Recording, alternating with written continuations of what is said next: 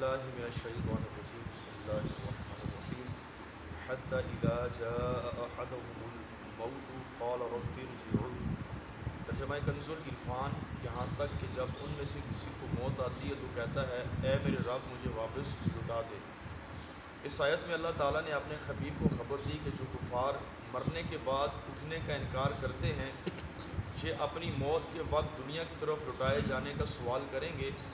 ارشاد فرمایا کہ کافر اپنی موت کے وقت تک اپنے کفر اور سرکشی، اللہ و رسول کی تکذیب کرنے اور مرنے کے بعد دوبارہ زندہ کیے جانے کا انکار کرنے پر ڈٹا رہتا ہے۔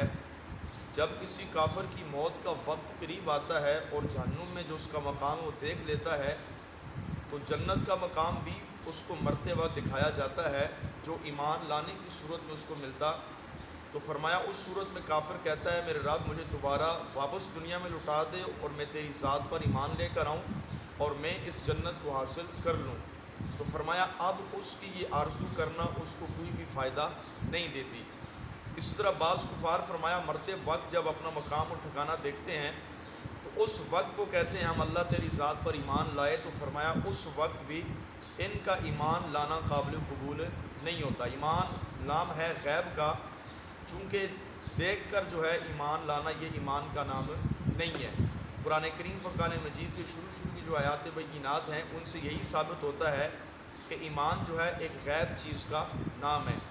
لعلی اعمل صالحا فیما ترکت کلا انہا کلمۃ هو قائلها ومن ورائہم برزخ الی یوم یبعثون۔ جس کو دنیا میں فرمایا چھوڑ دیا شاید اب اس میں کچھ نیک عمل کر لوں، ہرگز نہیں، یہ تو ایک بات ہے جو وہ کہہ رہے ہیں اور ان کے آگے ایک رکاوٹ ہے اس دن تک جس دن وہ اٹھائے جائیں گے۔ ارشاد فرمایا کافر اپنی موت کے وقت عرض کریں گے کہ اے میرے رب مجھے دوبارہ دنیا میں واپس لوٹا دے، شاید اب میں اس دنیا میں کچھ نیک عمل کر لوں جسے میں نے چھوڑ دیا اور نیک اعمال بجا لا کر اپنی غلطیوں اور کوتاہیوں کا تدارک کر لوں۔ تو فرمایا اس پر کافروں سے فرمایا جائے گا کہ ہرگز اب تمہیں دوبارہ دنیا میں جانے کی مہلت نہیں ملے گی، یہ ہونے والی نہیں اور اس کا کچھ بھی فائدہ نہیں۔ مزید ارشاد فرمایا کہ ان کے آگے ایک رکاوٹ ہے جو انہیں دنیا کی طرف آنے سے مانے ہے اور وہ موت ہے، کہ قانون الہی یہی ہے کہ جو مر گیا اب اس کو دوبارہ دنیا کے اندر واپس نہیں لٹایا جائے گا، چاہے وہ نیک ہے چاہے وہ گناہ گار ہے، وہ کافر ہے یا مسلمان ہے۔ جس کے جسم سے ایک بار دنیا میں روح جدا ہو گئی اب وہ جتنی بھی تمنا و آرزو کرے اب دوبارہ اس کو دنیا کے اندر نہیں بھیجا جائے گا۔ یہاں یہ بات بھی یاد رکھیں کہ انبیاء و اولیاء کا قدرت الہی اور اذن الہی سے مردوں کو زندہ کرنا اس آیت کے منافی نہیں، کہ آیت میں عمومی قانون جو ہے وہ بیان کیا گیا ہے، جبکہ انبیاء و اولیاء کا زندہ کرنا یہ قدرت الہی کا ایک اظہار ہوتا ہے۔